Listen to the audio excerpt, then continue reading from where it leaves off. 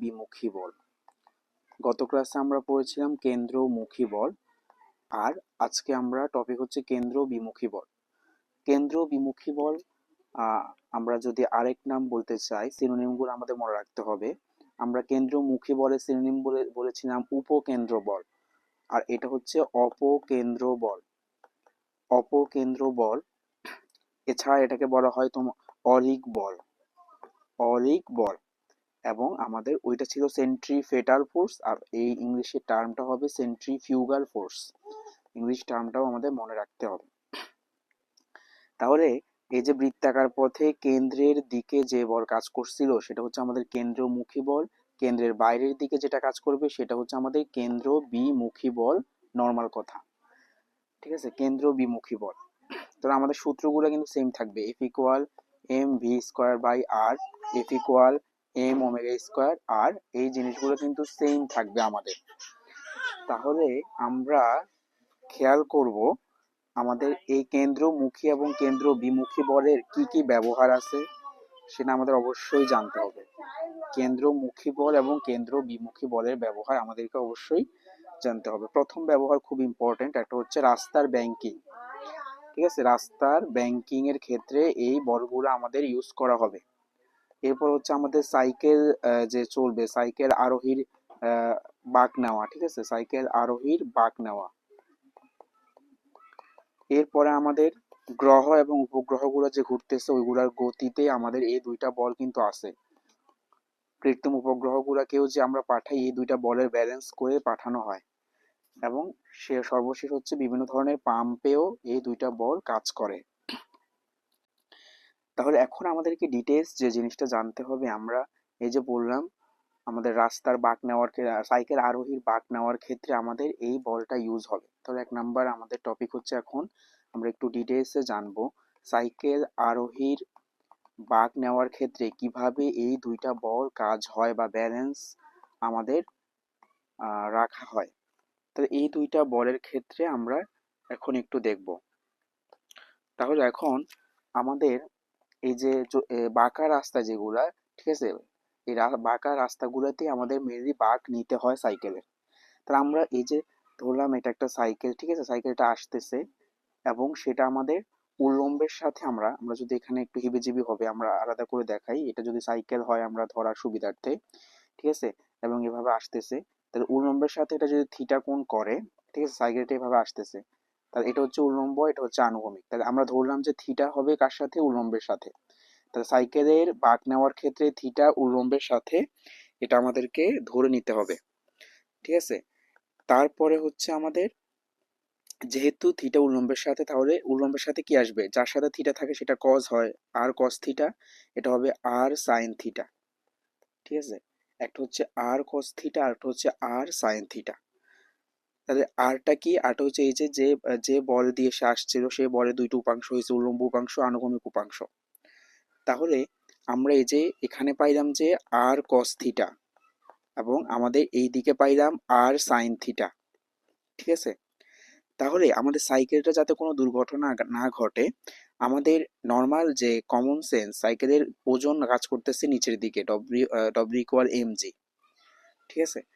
তাহলে এখানে খেয়াল রাখার বিষয়, ওজন এবং আর কস থিটা সমান বল, ঠিক আছে। তাহলে ওজনকে নিষ্ক্রিয় করতেছে আমাদের, ওজনকে নিষ্ক্রিয় করতেছে আর কস থিটা, এবং এই যে আর সাইন থিটাকে নিষ্ক্রিয় করবে কে, তাহলে সেটা হচ্ছে আমাদের আর সাইন থিটা হচ্ছে আমাদের কেন্দ্রমুখী বল এইদিকে, আর এইদিকে কাজ করতে হবে কেন্দ্র বিমুখী বল, সেটা এই আর সাইন থিটার সমান হতে হবে। এইদিকে কাজ করতেছে এফ সি, ঠিক আছে, সেটা এম ভি স্কোয়ার বাই আর আমরা লিখতে পারি কেন্দ্র বিমুখী বল। তাহলে যদি আমরা সাইকেলটা যদি এইদিকে বাঁক না নিত তাহলে কিন্তু বাইরের দিকে ছিটকে যাওয়ার সম্ভাবনা থাকতো, বাইরে ছিটকে যাওয়ার সম্ভাবনা থাকতো, ঠিক আছে। কেন ছিটকে যাওয়ার সম্ভাবনা থাকতো, কারণ আমাদের এই যে কেন্দ্র বিমুখী বলের কারণে সম্ভাবনা থাকতো, কারণ কেন্দ্র বিমুখী বল বাইরের দিকে টেনে নিয়ে যাবে, সম্ভাবনা থাকতো কিসের কারণে, কেন্দ্র বিমুখী বলের কারণে। এই ছোট ছোট কথাগুলো বেসিকগুলো আমাদের এমসিকিউতে খুব ইম্পর্টেন্ট। এরপরে আমরা তাহলে এখানে কি পাইলাম, আমরা পাইলাম ওয়াই অক্ষ বরাবর উল্লম্ব বরাবর আমরা পাচ্ছি R cos theta equal M G, এবং আমাদের এক্স অক্ষ বরাবর আমরা কি পাচ্ছি, আমরা পাচ্ছি R sine theta equal M V square by R. এখানে 1 নাম্বার সমীকরণ 2 নাম্বার সমীকরণ হলে আমাদের এখানে হচ্ছে 2 ভাগ 1 করলে আর আর কাটা যাবে, তাই না? আর আর কাটা যাবে। এই যে সাইন থিটা আর কস থিটা কি হবে, আমাদের হচ্ছে ট্যান থিটা হবে। তাহলে আমাদের এখানে sine theta by cos theta হবে, যখন ভাগ করবো 2 ভাগ 1 ট্যান থিটা ইকুয়াল আমরা কি লিখব, V square by R G, M M কাটা যাবে।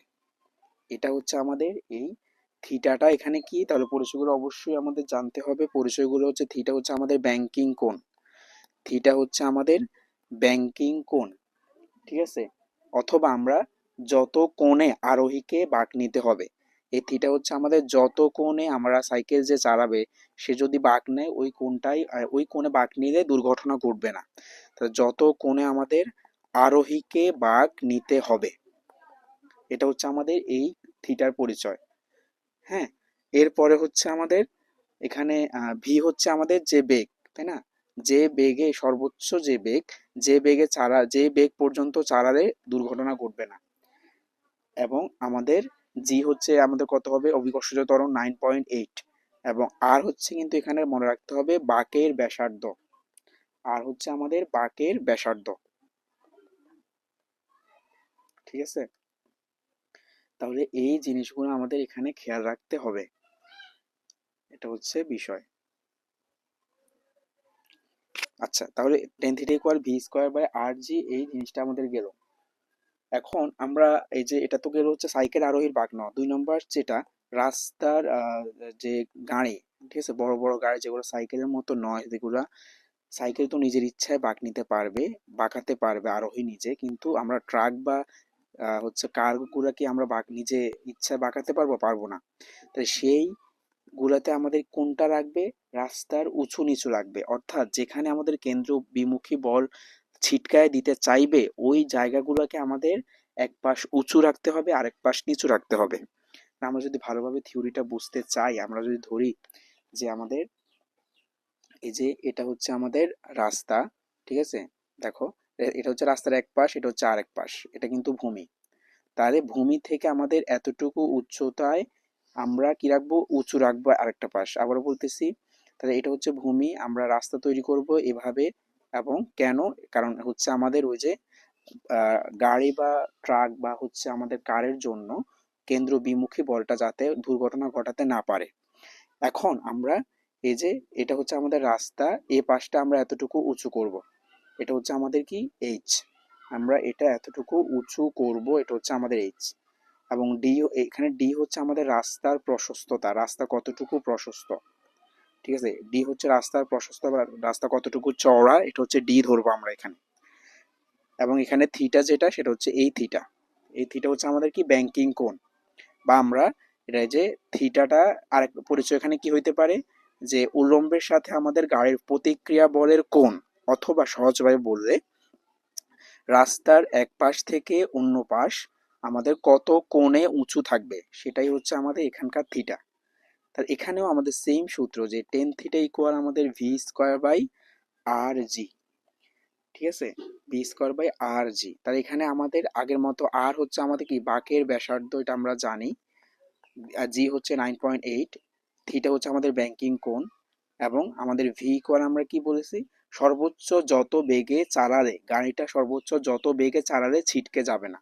তাহলে সুন্দরভাবে লিখি আমরা, যাতে আমরা পরবর্তীতে বুঝি, এগুলো নোট করবা সুন্দরভাবে, পরবর্তীতে রিভিশন দেওয়ার সময় যাতে ভালোভাবে বুঝো। তাহলে ভি ইকুয়াল সর্বোচ্চ যত বেগে আমরা যদি গাড়িটা চালালে ছিটকে যাবে না, ঠিক আছে, ছিটকে যাবে না। এই হচ্ছে আমাদের থিওরি। এখন আমরা এখানকার থেকে যে ম্যাথ করব সেটা হচ্ছে, আচ্ছা, তাহলে আমরা যদি এই টপিক থেকে একটা ম্যাথ দেখি, আমরা এখানে একটা প্রশ্ন দেখতে পাচ্ছি, বলা হচ্ছে একটা গাড়ির সর্বোচ্চ গতিসীমা আমাদের 40 কিলোমিটার/আওয়ার, রাস্তা 10 মিটার প্রশস্ত, বাঁকের ব্যাসার্ধ 90 মিটার। তাহলে ডিরেক্ট আমাদের অনেকগুলা ইনফরমেশন দেওয়া আছে, এবং বলা হচ্ছে রাস্তার ব্যাংকিং কোণ কত, এবং ওই রাস্তার এক পাশ হতে অন্য পাশ কতটুকু উঁচু করে তৈরি করতে হবে। এই দুইটা কোশ্চেন আমাদের দেওয়া হয়েছে। তাহলে দেখো, 1 নম্বর কোশ্চেনটা যদি আমরা দেখি, 1 নম্বর কোশ্চেনটা কি হবে, সূত্র কি বলা হচ্ছে, আমাদের ব্যাংকিং কোণ, আমাদের বলা হচ্ছে ব্যাংকিং কোণ কত। তাহলে সূত্র কি আমাদের, টেন থিটা ইকুয়াল আমাদের ভি স্কোয়ার বাই হচ্ছে আর জি, এটা হচ্ছে আমাদের সূত্র। তাহলে আমাদের এখানে থিটা বের করতে হলে ভি কত দেওয়া আছে দেখো, ভি হচ্ছে 40 কিলোমিটার/আওয়ার। তো অবশ্যই কিসে নিতে হবে, ভি কে মিটার পার সেকেন্ড নিতে হবে। 40 কিলোমিটার/আওয়ার কে মিটার পার সেকেন্ডে নিলে কি হবে আমাদের 11.11 মিটার পার সেকেন্ড। ঠিক আছে, তাহলে আমাদের এখান থেকে যেটা লাগবে সেটা হচ্ছে এই যে ভি, এর মান হচ্ছে 11.11 হোল স্কোয়ার। আর এর মান কত, আর এর পরিচয় লাগবে, আর কি রাস্তার প্রশস্ততা নির্দেশ করতেছে নাকি বাঁকের ব্যাসার্ধ। আমরা বলছি এটা খেয়াল রাখতে হবে, আর হচ্ছে বাঁকের ব্যাসার্ধ 90 মিটার, এবং সেটা হচ্ছে জি হচ্ছে 9.8। এখান থেকে আমরা পেয়ে যাব থিটা ইকুয়াল 10 ইনভার্স, এখানে যে মান আসে সেটা বসাই দিলে পেয়ে যাবা 7.97 ডিগ্রি। তো এটাকে পেয়ে গেলাম আমরা 1 নাম্বার প্রশ্নের উত্তর। এখন 2 নাম্বার বলছে যখনই এই প্রশ্নটা আসবে যে এক পাশ থেকে অন্য পাশ কতটুকু উঁচু, কতটুকু উঁচু মানে কি আমাদের এইচ এর মান বের করতে বলছে। তাহলে এইচ এর মান বের করা আমাদের একটা সূত্র থেকেই সম্ভব, সেটা হচ্ছে আমরা একটু আগে দেখেছিলাম সাইন থিটা ইকুয়াল, আমরা কি পেয়েছিলাম, সাইন থিটা ইকুয়াল আমাদের যে এইচ বাই ডি। এটা আমরা দেখানো হয় নাই, কিন্তু দেখো একটু আগে আমরা বলে ফেলছিলাম আমাদের রাস্তার এক পাশ আর এক পাশ থেকে কতটুকু উঁচু হবে, এইচ পরিমাণ উঁচু হবে, এবং বলেছিলাম রাস্তার প্রশস্ততা হচ্ছে ডি, এটা হচ্ছে থিটা। তাহলে থিটা যদি এটা হয়, আমাদের লম্ব হচ্ছে এইচ, অতিভুজ হচ্ছে ডি, তাহলে লম্ব বাই অতিভুজ, ঠিক আছে, সাইন থিটা ইকুয়াল লম্ব বাই অতিভুজ। এই সূত্র থেকে আমরা সবসময় এইচ এর মানটা বের করব। তাহলে আমরা কিন্তু থিটা পেয়ে গেছি 1 নাম্বারে কত, 7.97 ডিগ্রি। এইচ বের করতে হবে, ডি হচ্ছে রাস্তার প্রশস্ততা 10 মিটার, এইচ ইকুয়াল এখানে হবে 1.39 মিটার। তাহলে এভাবে আমরা জিনিসগুলা করব। এই ম্যাথটা আমরা আশা করি বুঝতে পারছি সবাই। এখন আমাদের পরবর্তী টপিকে যদি আমরা ঢুকতে চাই, আমরা যাব হচ্ছে জড়তার ভ্রামক। খুবই ইম্পর্টেন্ট টপিক, জড়তার ভ্রামক। আমাদেরকে মনে রাখতে হবে ভ্রামক যোগ, যেখানে ভ্রামক কথাটা থাকবে, সকল প্রকার ভ্রামক কিন্তু আমাদের ভেক্টর রাশি। সকল প্রকার ভ্রামক ভেক্টর রাশি, কিন্তু যখনই এই জড়তার ভ্রামক মানে ভ্রামকের সাথে যখনই জড়তা কথাটা থাকবে তখন সেটা হয়ে যাবে স্কেলার রাশি। তাহলে ভ্রামকের সাথে যখনই আমাদের জড়তার ভ্রামক কথাটা আসবে সেটা হবে আমাদের স্কেলার রাশি। সকল প্রকার ভ্রামক আমাদের ভেক্টর রাশি, একমাত্র জড়তার ভ্রামক হচ্ছে স্কেলার রাশি। এই জিনিসটা ভালোভাবে মনে রাখতে হবে। এখন খুব ইম্পর্টেন্ট আমাদের, আমরা রৈখিক গতিতে যে জিনিসটাকে আমরা ভর বলতাম সেই জিনিসটাই আমরা এখানে কৌণিক গতিতে আমরা বলবো জড়তার ভ্রামক। কি বলতেছি, রৈখিক গতিতে আমরা এই যে ভর, ছোট হাতের এম কে বলতাম ভর, সেই ভর মানে কৌণিক গতিতে আমাদের ভর ইকুয়ালস টু কি হবে, জড়তার ভ্রামক। জড়তার ভ্রামক, তাহলে রৈখিক গতিতে যেটা ভর, কৌণিক গতিতে সেটা জড়তার ভ্রামক। এটা কিন্তু আমাদের এমসিকিউতে আগে, ঠিক আছে, এই জিনিসগুলো আমরা খেয়াল রাখবো। এখন আমাদের এই যে জড়তার ভ্রামক, এটা আমরা কিভাবে আইডেন্টিফাই করব, প্রথম কথা হচ্ছে এটাকে আই দিয়ে প্রকাশ করা হবে, এবং যেহেতু আমরা বলছি কৌণিক গতি মানে বৃত্তাকার পথ থাকবে, ঠিক আছে, এবং আমাদের একটা স্থির অক্ষ, এটাকে আমরা অক্ষ ধরবো, এটা একটা স্থির অক্ষ, যে স্থির অক্ষ সাপেক্ষে আমাদের এটা হচ্ছে ব্যাসার্ধ ধরতে পারি আর। তাহলে একটা দৃঢ় বস্তু আমাদের কোন একটা এই যে নির্দিষ্ট অক্ষের সাপেক্ষে চারদিকে আবর্তিত হবে, তাহলে আবর্তিত হলে আমাদের সেই জিনিসটার জড়তার ভ্রামক আমাদের তার ব্যাসার্ধের বর্গের সমানুপাতিক। তাহলে জড়তার ভ্রামক যেহেতু আই, এই চিত্রে আই সমানুপাতিক আমরা বলতে পারি আর স্কোয়ার। তাহলে জড়তার ভ্রামকটা ব্যাসার্ধের বর্গের সমানুপাতিক হবে এবং ভরের সমানুপাতিক। তাহলে যে বস্তুটার ভর বেশি তার জড়তার ভ্রামক বেশি, একই সাথে যার ব্যাসার্ধ বেশি তার জড়তার ভ্রামক বেশি। এই দুইটা সমীকরণ থেকে আমরা আই ইকুয়াল পাবো হচ্ছে এম আর স্কোয়ার। তাহলে আমাদের আই ইকুয়াল হবে এম আর স্কোয়ার, এই জিনিসটা আমরা খেয়াল রাখবো। জড়তার ভ্রামকের প্রথম সূত্র I equal M R square. তাহলে আমাদের এখানে পরিচয় কি লিখবো, আমরা পাইছি I equal M R square. M হচ্ছে যে বস্তু ঘুরবে বা কণার ভর, যে বস্তু বা কণা ঘুরবে সেই কণার ভর। আর আমাদের আর হচ্ছে এই যে ব্যাসার্ধ, ব্যাসার্ধ বলতে কি বোঝাচ্ছি আমরা, ঘূর্ণন অক্ষ হতে যে দূরত্বটা, ঠিক আছে, ঘূর্ণন অক্ষ হতে দূরত্ব, এটা হচ্ছে আমাদের পরিচয়।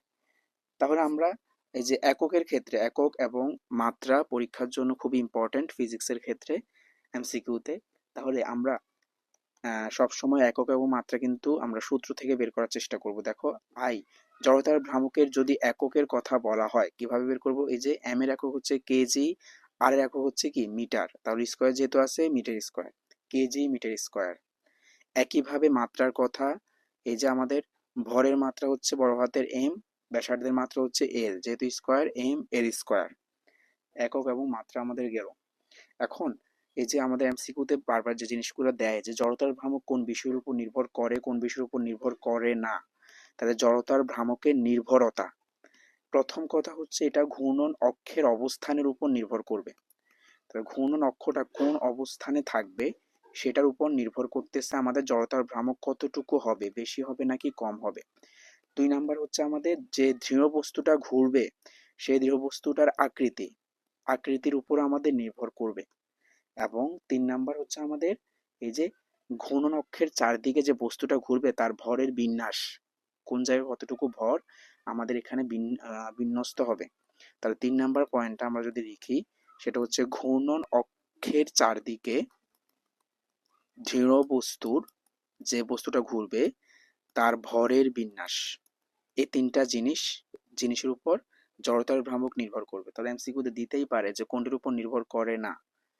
ঠিক আছে, এখন খুবই ইম্পর্টেন্ট এখানে সিকিউ বা এমসিকিউর জন্য জড়তার ভ্রামকের অনেকগুলো ক্রাইটেরিয়া, মানে এক এক বস্তুর ক্ষেত্রে এক এক পদার্থের ক্ষেত্রে জড়তার ভ্রামক এক এক রকম, আকৃতি এখানে ডিপেন্ড করতেছে।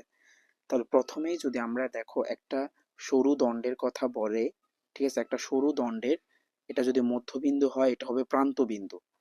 তাহলে 1 নাম্বার সূত্র আমাদের মনে রাখতে হবে, সরু এবং সুষম দণ্ডের মধ্যবিন্দুর জন্য, ঠিক আছে, মধ্যবিন্দুর জন্য মানে মধ্যবিন্দুতে যদি কোনো একটা দৃঢ় বস্তুকে রেখে আবর্তন করাই তখন আমাদের জড়তার ভ্রামকের সূত্র আই ইকুয়াল হবে এম এর স্কোয়ার বাই 12। ঠিক আছে, এম এর স্কোয়ার বাই 12। তাহলে এলটা হচ্ছে এখানে দণ্ডের দৈর্ঘ্য। 2 নাম্বার হচ্ছে সরু এবং সুষম দণ্ডের প্রান্ত বিন্দুতে জড়তার ভ্রামক আই ইকুয়াল হবে এম এর স্কোয়ার বাই 3। তাহলে এটা কিন্তু ইম্পর্টেন্ট, মধ্যবিন্দু বলে একটা সূত্র, প্রান্ত বিন্দু বলে আরেকটা সূত্র। এখন আমাদের এই যে রিং আকৃতি, ঠিক আছে, আংটি রিং যেটা বলা হয়, এই রিং আকৃতির ক্ষেত্রে আমাদের জড়তার ভ্রামকের সূত্র I equal direct M R square, normal সূত্রটা ইউজ হবে। এরপর হচ্ছে নিরেট সিলিন্ডারের ক্ষেত্রে আমাদের কি হবে, আই ইকুয়াল হবে half M R square, R হচ্ছে সিলিন্ডারের ব্যাসার্ধ। তাহলে এখানে খেয়াল রাখতে হবে আমাদের কি, এই যে নিরেট আর ফাফা কথাটা, ফাফা মানে হচ্ছে ভিতরে কিছুই থাকবে না, আর নিরেট মানে কি, এই যে ভিতরে সম্পূর্ণটাই আবদ্ধ থাকবে। ঠিক আছে, লোহার যে ইয়েগুলো বলি পাইপ, কিন্তু প্লাস্টিকের পাইপ হচ্ছে ভিতরে ফাফা, এই জিনিসগুলো খেয়াল রাখতে হবে। ঠিক আছে, এরপরে হচ্ছে আমাদের এই যে নিরেট সিলিন্ডার প্লাস পাতলা চাকতি এই দুইটার ক্ষেত্রে আমাদের সেম সূত্র হবে। এই সূত্রগুলো আমরা খেয়াল রাখবো, ম্যাক্সিমাম এগুলাই দেওয়া হয়। ঠিক আছে, তাহলে আমরা এরপরে পরবর্তী আরেকটা টপিক সেটা হচ্ছে চক্রগতির ব্যাসার্ধ।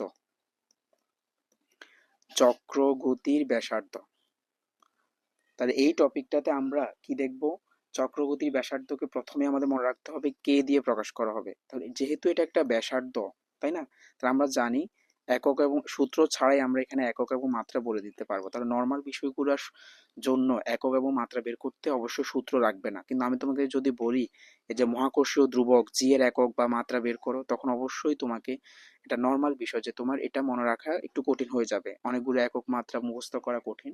এজন্য কঠিন যে রাশিগুলো সেগুলো অবশ্যই সূত্র থেকে বের করা, এফ ইকুয়াল জি ইন্টু m1m2/d², এখান থেকে জি এর একক আমরা বের করতে পারবো সূত্র থেকে।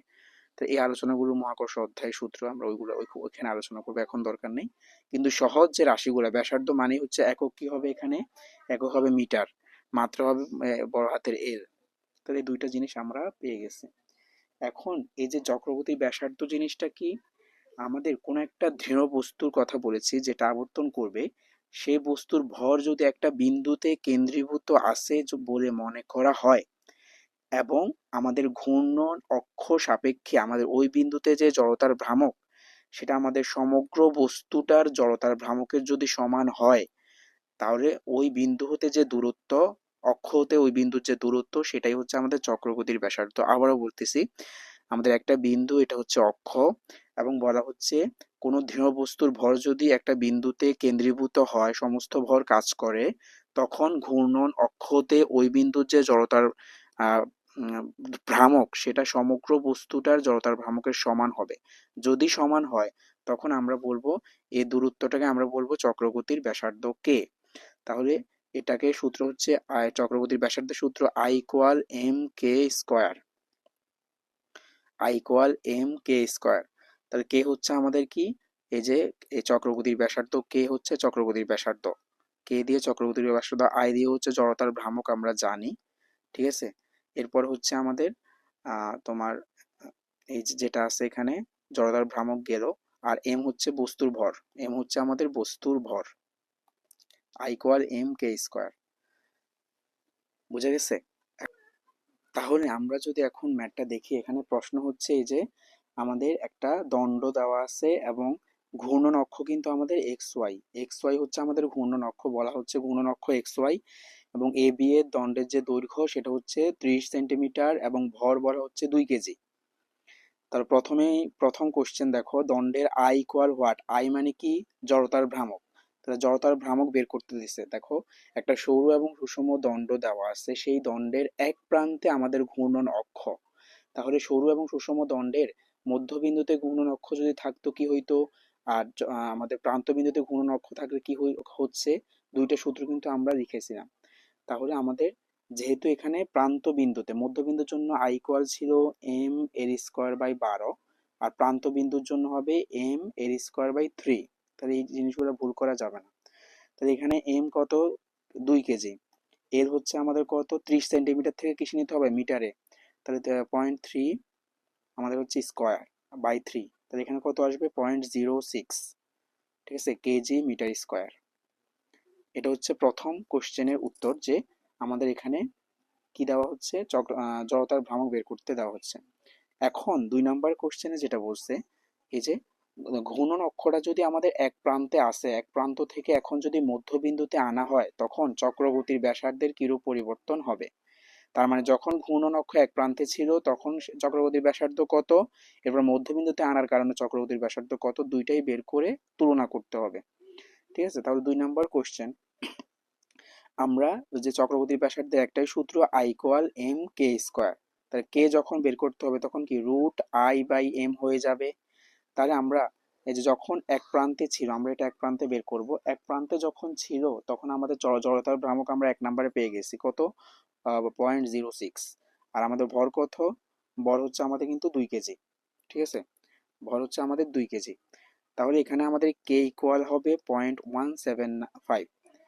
এরপর মধ্যবিন্দুতে যখন আনবে তখন কিন্তু আমরা জড়তার ভ্রামক আবার বের করে নিতে হবে, I প্রাইম, মধ্যবিন্দুর সূত্র কি, m²/12।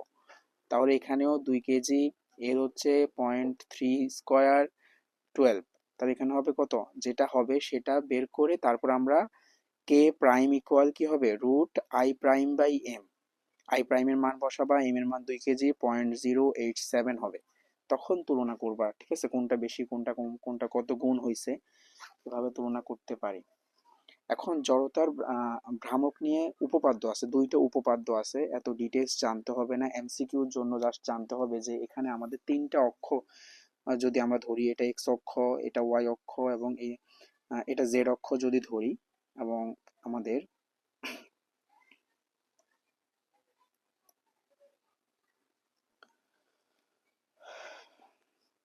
আচ্ছা, এখন জড়তার ভ্রামক সম্পর্কিত 2টো উপপাদ্য আছে, এটা আমাদের এমসিকিউতে লাগবে, এছাড়া লাগবে না। তাহলে আমরা শর্টকাট ভাবে জেনে নিই। তাহলে এটা যদি একটা বস্তু হয়, এই বস্তু ত্রিমাত্রিক বিন্যাস, এইদিকে যদি আমাদের এক্স অক্ষ হয়, আমাদের এইদিকে ওয়াই অক্ষ ধরলাম, এদিকে জেড অক্ষ ধরলাম, ঠিক আছে। তাহলে 1 নম্বর উপপাদ্যের নাম হচ্ছে লম্ব অক্ষ উপপাদ্য। লম্ব অক্ষ উপপাদ্য কি বলা হচ্ছে এখানে, আমাদের বলা হচ্ছে আই জেড, মানে জেড অক্ষ বরাবর যে জড়তার ভ্রামক সেটা I x + I y।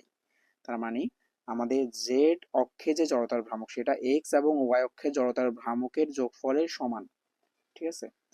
Just এটা জানলেই হবে। এরপর আমাদের যে 2 নাম্বার হচ্ছে সমান্তরাল, 2 নাম্বার সূত্র হচ্ছে আমাদের সমান্তরাল অক্ষ উপপাদ্য, সমান্তরাল অক্ষ উপপাদ্য। এখানে যেটা I equal I G plus M H square, just এই দুইটা সূত্র মনে রাখলেই হবে, ডিটেলস জানতে হবে না। এখন আমরা রৈখিক গতিতে যে রাশিগুলো পড়ি কৌণিক গতিতে কিন্তু সেই রাশিগুলো ইউজ হচ্ছে না বা ইউজ হয় না, ভিন্ন রাশি চলে আসতেছে। তাহলে রৈখিক গতিতে যে জিনিসটা সেটা কৌণিক গতিতে এসে কি হচ্ছে আমরা একটু আগে আলোচনায় বলেছিলাম, রৈখিক গতিতে যেটা ভর সেটা কৌণিক গতিতে হচ্ছে জড়তার ভ্রামক হয়ে যাচ্ছে। তার একইভাবে দেখো রৈখিক সরণ, কৌণিক সরণকে থিটা দিয়ে প্রকাশ করা হবে, রৈখিক বেগ ভি কৌণিক বেগ হচ্ছে ওমেগা দিয়ে প্রকাশ করা হবে, রৈখিক ত্বরণ হচ্ছে এ, কৌণিক ত্বরণ হচ্ছে আলফা। এই জিনিসগুলো কিন্তু আমাদের মনে রাখতে হবে। তাহলে এছাড়া আমাদের রৈখিক এবং কৌণিকের মধ্যে আর কি কি সূত্রের পার্থক্য হইতে পারে আমরা জানি, ভরবেগের ক্ষেত্রে কিন্তু এম ভি, রৈখিকের ভর এবং বেগের গুণফলই হচ্ছে ভরবেগ, কিন্তু এখানে কি হবে আই আর ওমেগা। এখানে এফ ইকুয়াল আমরা পাচ্ছি এম এ, কিন্তু এখানে এফ এর জায়গায় যেটা হবে আছে, তাহলে আমরা এখানে আমাদের রৈখিক গতিতে আমাদের যেটা বল এফ, কৌণিক গতিতে আমাদের সেটা টাউ, ঠিক আছে, সেটা হচ্ছে টাউ। টর্ক একটু পরে আলোচনা হবে, টর্ক টাউ, জাস্ট এখন দেখি। তাহলে এফ ইকুয়াল যখন এম, এফ এর পরিবর্তে হবে টাউ, আই এর এম এর পরিবর্তে হবে আই, এর পরিবর্তে হবে alpha, tau equal I alpha. আমরা রৈখিক গতিতে শক্তিতে দেখেছি আমরা রৈখিক গতিশক্তিতে দেখেছি E K equal half M V square, কিন্তু আমরা এখানে কৌণিক গতিশক্তিতে আমরা জানি এম এর পরিবর্তে আই হবে, ভি এর পরিবর্তে ওমেগা হবে, আই ওমেগা স্কোয়ার। তাহলে কোন রৈখিক গতিতে সেটা কি, কৌণিক গতিতে সেটা কি হচ্ছে, আমাদের এগুলো খেয়াল রাখার বিষয়। তাহলে এখন টপিক হচ্ছে আমাদের কৌণিক গতিশক্তি, কৌণিক গতিশক্তি। তাহলে আমাদের এখন এই যে কৌণিক গতিশক্তি আমরা একটু আগে বলছি, আমরা রৈখিক গতিশক্তি আমরা যদি হাফ এম ভি স্কোয়ার করি, কৌণিক গতিশক্তি কিন্তু কি হবে, এম এর জায়গায় আমরা বলছি আই হবে, ভি এর জায়গায় ওমেগা হবে। তাহলে কৌণিক গতিশক্তির সূত্র হচ্ছে E K equal I omega square, E K equal I omega square. তাহলে এখানে আই হচ্ছে আমাদের কি, আই হচ্ছে আমাদের জড়তার ভ্রামক আমরা সবাই জানি, ওমেগা হচ্ছে আমাদের কি কৌণিক বেগ, ওমেগা হচ্ছে আমাদের কৌণিক বেগ, এটা আমরা গত ক্লাসগুলোতে দেখেছিলাম ওমেগা কিভাবে বের করছি। তাহলে এখানে কথা হচ্ছে এই সূত্রে ওমেগা যদি 1 হয়, মানে ওমেগা যদি একক হয়, তখন আমরা কি পাই, তাহলে half I, I omega square, ওমেগার জায়গায় কি ওমেগার মান 1, 1 স্কোয়ার, তার মানে ইকুয়াল হাফ আই। তাহলে এখানে আমরা আই ইকুয়াল কি পাচ্ছি দেখো, আর গুণন করলে 2 ই পাচ্ছি। এই কথাটা অনুধাবন বা এমসিকিউর জন্য ইম্পর্টেন্ট যে আমরা ওমেগা এর মান যখন একক, মানে একক কৌণিক বেগে আমরা যে বস্তুটা ঘুরবে সেটা জড়তার ভ্রামক আমাদের গতিশক্তির দ্বিগুণ, তাই না? তাহলে আমরা কথাটা যদি লিখি যে একক কৌণিক বেগে, একক কৌণিক বেগে ঘূর্ণনরত বস্তুর জড়তার ভ্রামক গতিশক্তির কয় গুণ, দ্বিগুণ। এই কয় গুণ কথাটা এমসিকিউর জন্য ইম্পর্টেন্ট, গতিশক্তির দ্বিগুণ, এই জিনিসগুলো আমাদের রাখবে। আমাদের পরবর্তী টপিকে যদি আমরা ঢুকি, পরবর্তী টপিক হচ্ছে আমাদের কৌণিক ভরবেগ, কৌণিক ভরবেগ। তাহলে একটু আগে আমরা বলছি রৈখিক ভরবেগে, রৈখিক গতিতে জিনিসগুলো কি, কৌণিক গতিতে জিনিসগুলো কি। আমাদের আরেকটা কথা চলে আসতেছে, রৈখিক ভরবেগকে আমরা পি দিয়ে প্রকাশ করতাম, কিন্তু কৌণিক ভরবেগকে আমরা এল দিয়ে প্রকাশ করতে হবে, ঠিক আছে? রৈখিক ভরবেগ হচ্ছে পি আর কৌণিক ভরবেগ হচ্ছে এল দিয়ে প্রকাশ করতে হবে। তাহলে আমাদের এখন রৈখিক ভরবেগ, এই রৈখিক ভরবেগ, সরি কৌণিক ভরবেগ, অবশ্যই ভরবেগ ভেক্টর রাশি, তাহলে কৌণিক ভরবেগ কি হবে, ভেক্টর রাশি হবে। এখন আমাদের কোনো একটা ঘূর্ণনরত বস্তুর এই যে ব্যাসার্ধ এবং যে রৈখিক বেগ, এই দুইটার গুণফল, অর্থাৎ আমরা বলতে পারি এর ইকুয়াল আমাদের আর এবং হচ্ছে পি।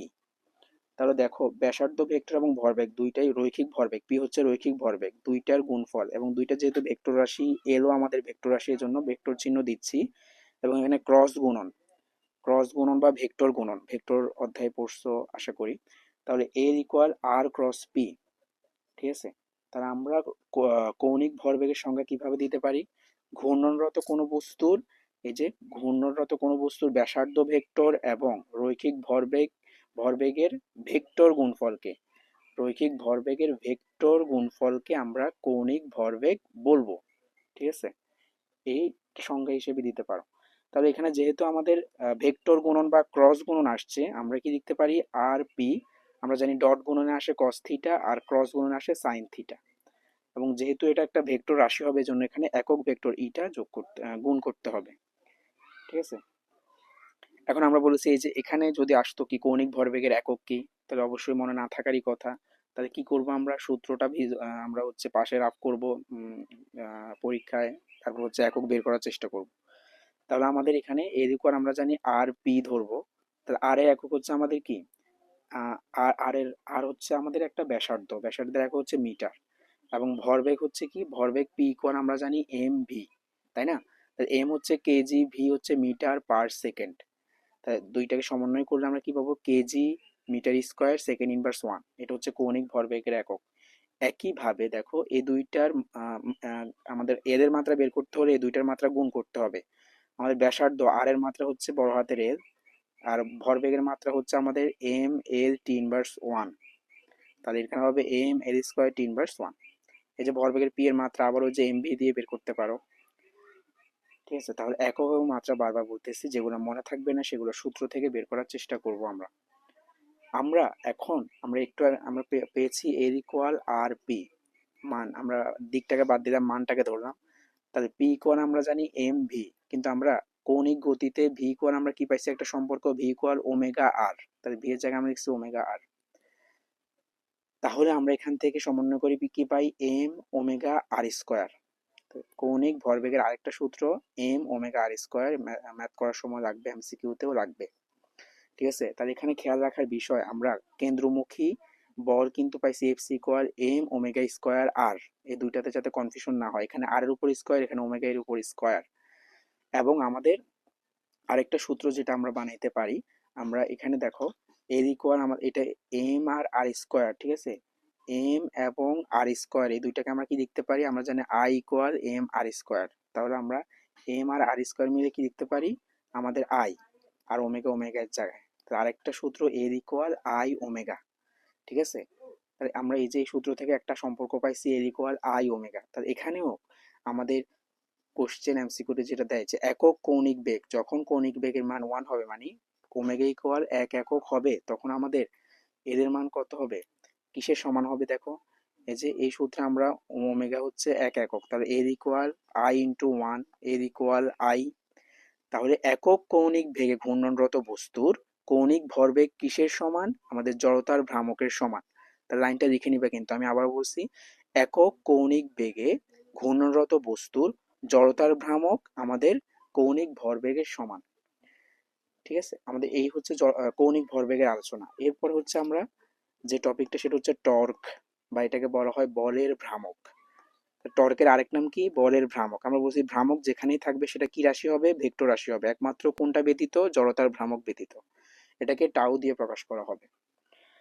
তাহলে ভ্রামক কথাটা দ্বারা ইন্ডিকেট করতেছে ঘূর্ণন, তাহলে ভ্রামক যেখানেই দেখবা সেটা হচ্ছে ঘূর্ণন প্রকাশ করতেছে। তাহলে ভ্রামক বা টর্ক জিনিসটা কি, এটা একটা স্থির বস্তুকে ঘুরাইতে চাইবে, অথবা ঘূর্ণনরত বস্তুর ঘূর্ণনের হার বাড়াবে। বুঝতে পারতেছো, টর্ক জিনিসটা আমাদের একটা যে আমরা যদি চিন্তা করি, আমরা ফ্যানকে চালাইতে সাহায্য করবে যদি বন্ধ অবস্থা থাকে, আর চালানো অবস্থা থাকলে সেটার গতি আরো বাড়ায় দিবে। ঠিক আছে, তা আমরা কি লিখতে পারি এটার বেসিক ক্লিয়ারের জন্য, আমরা লিখতে পারি টর্ক হচ্ছে এমন একটা জিনিস যা কোনো স্থির বস্তুকে ঘুরাতে চায়। ঠিক আছে, যা কোনো স্থির বস্তুকে ঘুরাতে চায়,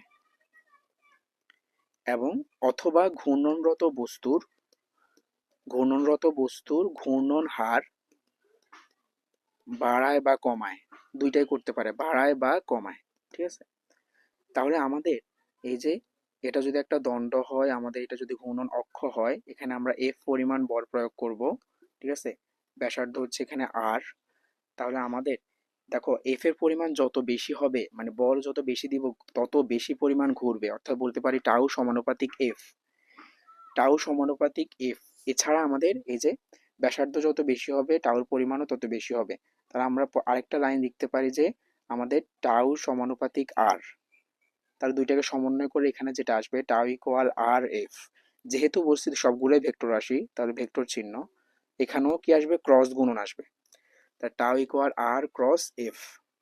ঠিক আছে, তাহলে আমাদের এখানে যে এফ তো হচ্ছে যে পরিমাণ বল দিয়েছি সেটা হচ্ছে এফ, আর এর পরিচয়টা কি হবে? আর আর হচ্ছে আমাদের বলের যে প্রয়োগ বিন্দু, সেটা হচ্ছে আমাদের ঘূর্ণন কেন্দ্রের অবস্থান।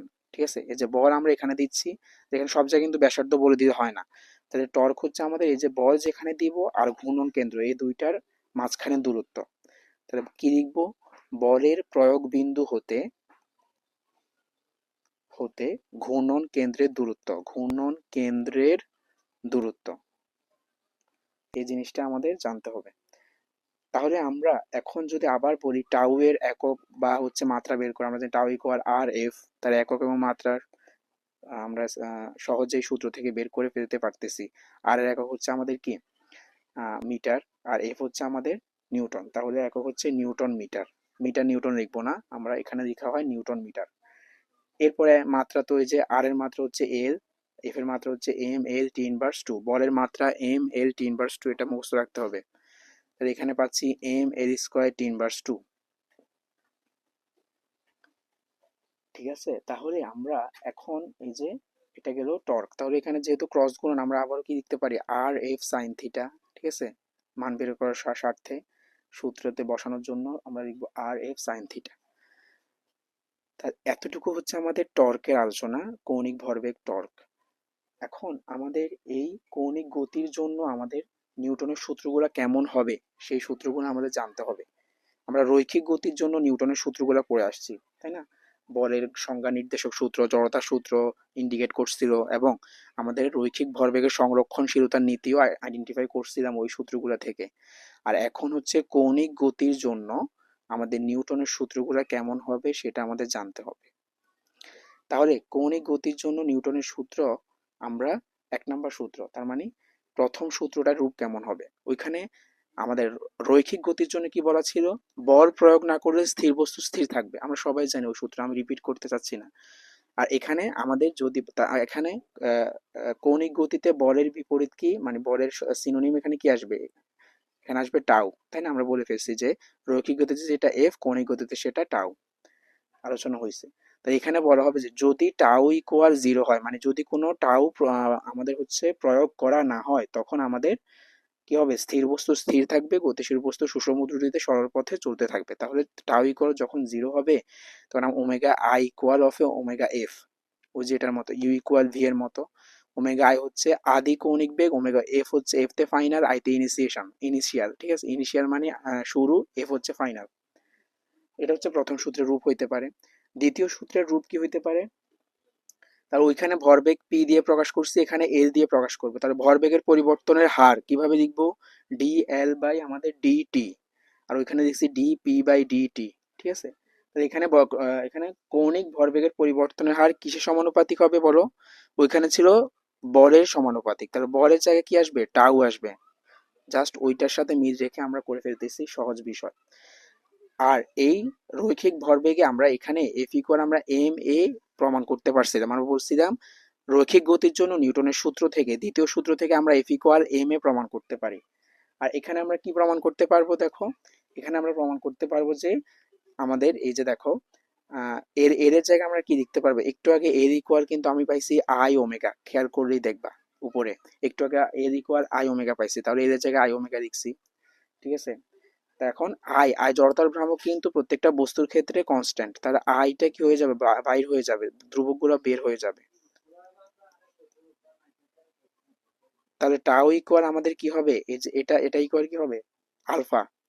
আমাদের সময় সাপেক্ষে কৌণিক বেগকে ডিফারেন্সিয়েশন করতেছি, তাহলে কৌণিক বেগ বাই সময় মানে কি? কৌণিক ত্বরণ আলফা। টাও ইকুয়াল হবে আই আলফা, টাও ইকুয়াল কি হবে? I alpha.